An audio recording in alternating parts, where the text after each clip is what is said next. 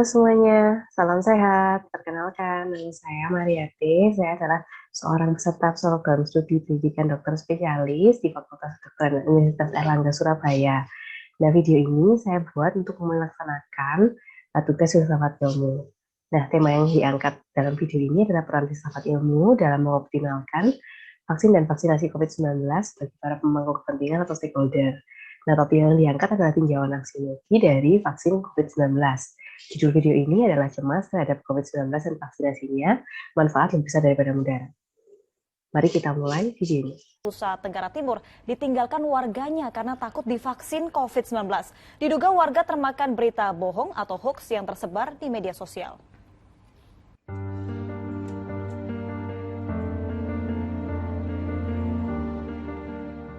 Dusun Batu Putih, Desa Alila, Kecamatan Kabola, Kabupaten Alor, layaknya pemukiman mati. Hampir sebagian warganya meninggalkan rumah dan kabur ke hutan. Bukan tanpa alasan. Mereka nekat meninggalkan dusun karena takut divaksin COVID-19. Tuhan, takut suntik COVID ini. Nah, pertama-tama kita bahas dulu mengenai kecemasan. Kecemasan itu apa sih? Kecemasan itu adalah suatu rasa takut yang menyebar tidak menyenangkan, seringkali sumbernya tidak jelas, dan disertai gejala-gejala fisik. Nah, disampaikan bahwa kecemasan itu merupakan hal yang normal, karena kita semua pernah mengalami cemas, dan kecemasan sendiri ternyata merupakan suatu langkah perlindungan bagi diri kita. Gejala kecemasan itu dibagi menjadi dua gejala besar ya, gejala psikis ataupun gejala fisik. Nah, kecemasan itu kapan sih kita katakan normal, kapan dikatakan sebagai gangguan? Dan dikatakan sebagai gangguan bila sudah menimbulkan distres ataupun gangguan pada fungsi normal seseorang. Jadi seorang ibu rumah tangga yang sudah tidak bisa masak, kemudian tidak bisa melakukan pekerjaan rumah, tidak bisa mengurus anak seperti sedia kala karena cemasnya, kita katakan sebagai gangguan. Kemudian kita bahas mengenai COVID-19 dan vaksinasinya.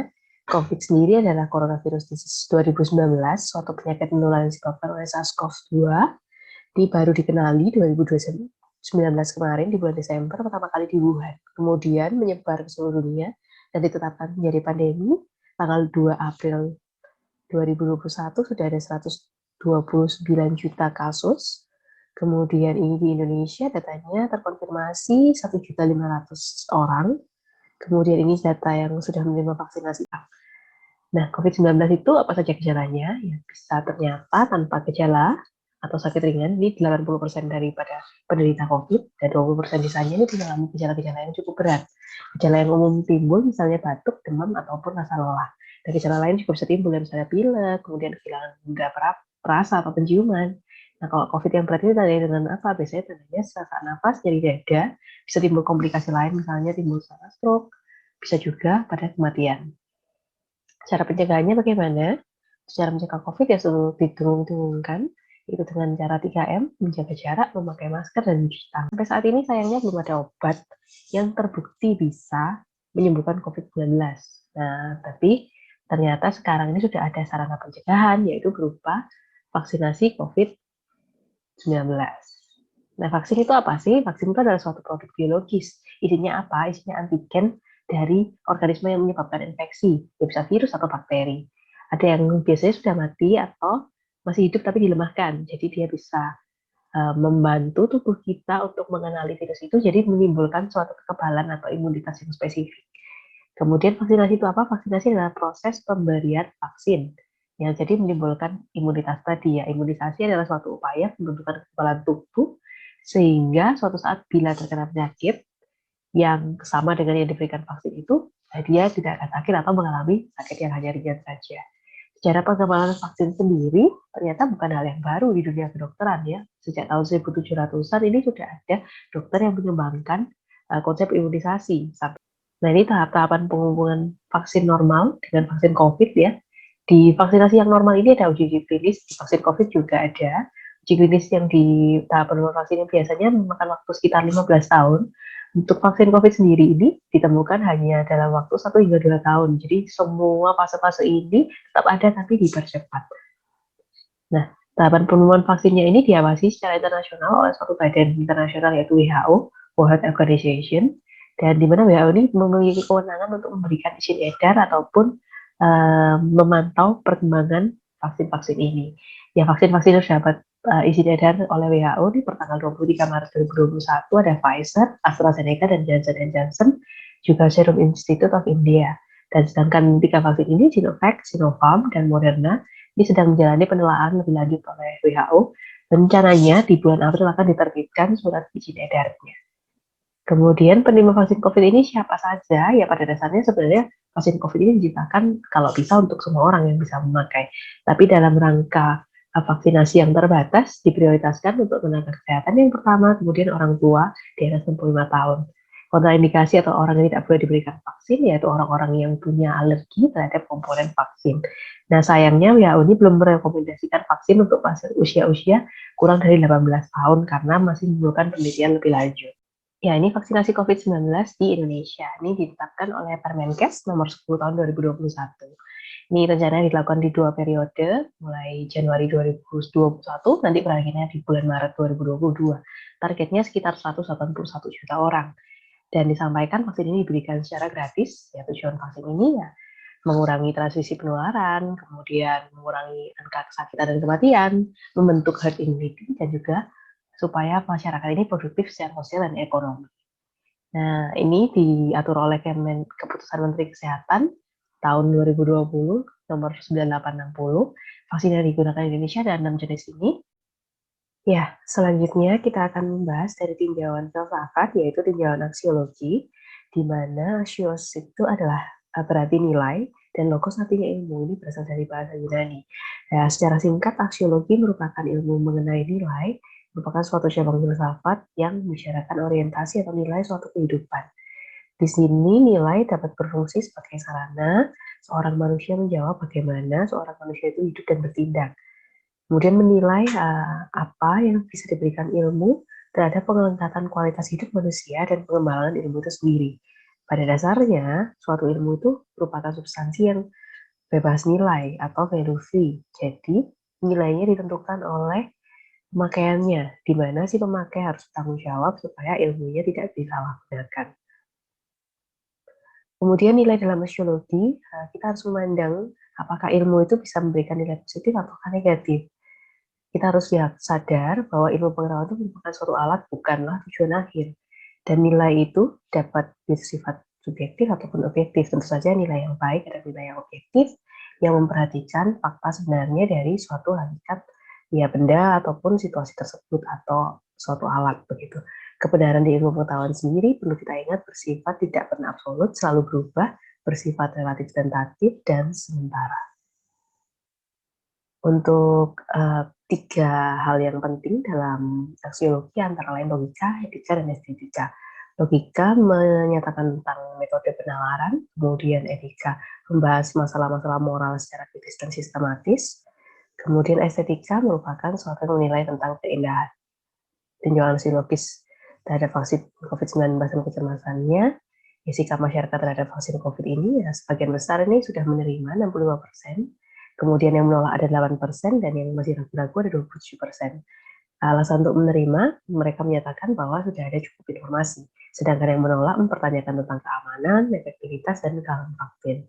Padahal seperti yang kita sudah ketahui, keamanan dan efektivitas sebuah vaksin yang diberikan tentu saja sudah terbukti karena untuk mendapatkan suatu izin edar harus ada bukti bagi keamanan dan efektivitasnya. Sedangkan bagaimana untuk kehalalannya, ini dari lembaga yang berwenang yaitu MUI di Indonesia menyatakan bahwa vaksin Sinovac itu halal dan AstraZeneca adalah bisa digunakan.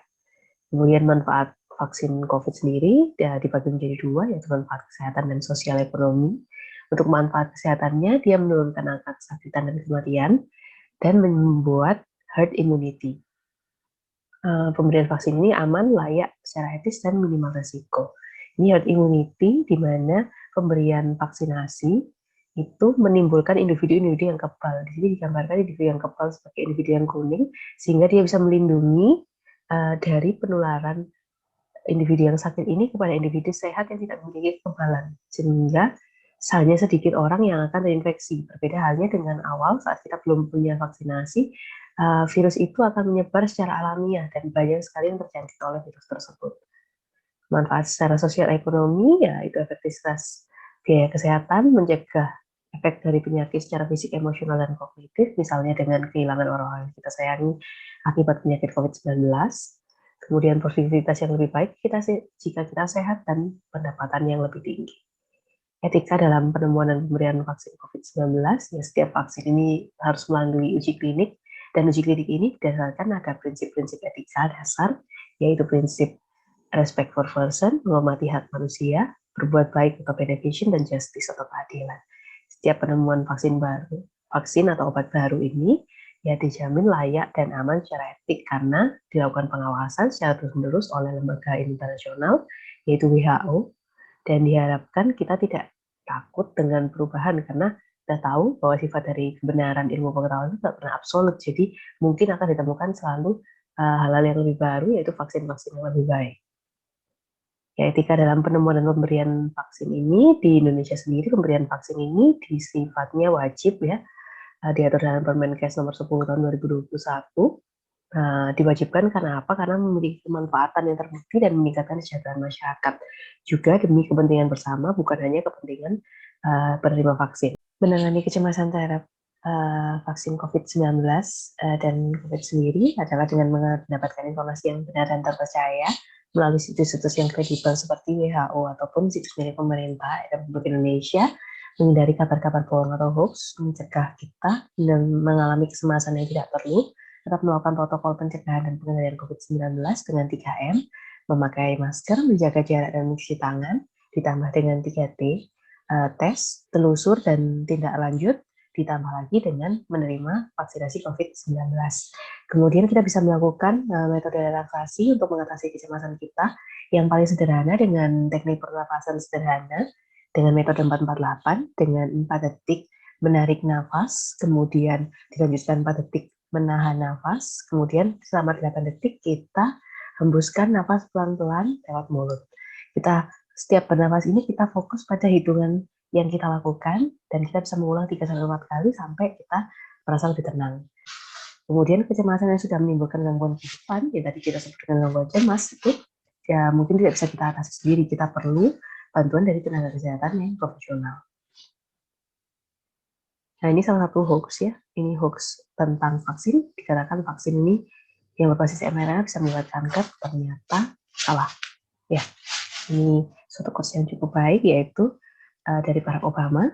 Beliau mengatakan, change will not come if we wait for some other person or some other time. We are the one we've been waiting for, we are the change that we seek. Jadi kita adalah perubahan yang kita cari. Kita tidak perlu menunggu pada orang lain atau waktu yang lain, kita menunggu diri kita sendiri untuk berubah. Ini akibat yang bisa dilakukan oleh stakeholder dari pemerintah. Ya, ini bisa diharapkan untuk berkoordinasi dengan elemen-elemen masyarakat, kemudian promosi kesehatan dan memutuskan kebijakan mengenai pelaksanaan vaksinasi, kemudian penanggulangan COVID, kemudian lembaga-lembaga pendidikan dan penelitian ini diharapkan bisa melakukan penelitian mengenai penanganan COVID, vaksinasi COVID, ataupun kajian-kajian sosial, sehingga bisa memberi masukan kepada pemerintah dan pihak berwenang, memberikan kebijakan yang lebih baik, kemudian menyediakan akses informasi yang bisa dipercaya bagi masyarakat. Kemudian untuk komunitas swasta, LSM, dari organisasi keagamaan, ini diharapkan bisa berbagi informasi yang benar mengenai COVID-19, tetap menjalankan usahanya dengan protokol kesehatan, kemudian bisa juga berkoordinasi dengan pemerintah. Untuk media dan jurnalis, diharapkan bisa memastikan pemberitaan-beritaannya memiliki sumber informasi yang kredibel dan akurat. Kemudian untuk masyarakat umum, jangan lupa laksanakan 3M dan 3T, juga kita bersama-sama terbuka untuk menerima vaksin COVID-19. Jangan lupa, jangan sebarkan hoax. Kita harus mengecek setiap informasi yang kita dapat. Ya, akhir mari kita dukung bersama 3M, vaksinasi COVID dan 3T. Ini kesimpulannya, kecemasan merupakan suatu hal yang normal, sebenarnya usaha untuk menghindari bahaya. Kemudian COVID-19 dan vaksinasinya bisa menimbulkan kecemasan, terutama bila kita tidak punya cukup pengetahuan. Nah, aksiologi ini menilai vaksinasi COVID-19 sebagai salah satu upaya penjagaan penularan vaksin dan bermanfaat karena telah diteliti dan disetujui oleh pihak yang berwenang. Dan penemuan dan pelaksanaannya diterapkan sesuai dengan etika-etika yang berlaku, sehingga kecemasan akibat COVID-19 dan vaksin ini dapat diatasi. Ini daftar pustaka yang saya gunakan. Kemudian saya ucapkan terima kasih kepada Bapak Dr. Andes Muhammad Adib. Ini pernyataan saya. Sekian video dari saya. Saya harapkan bisa bermanfaat. Terima kasih.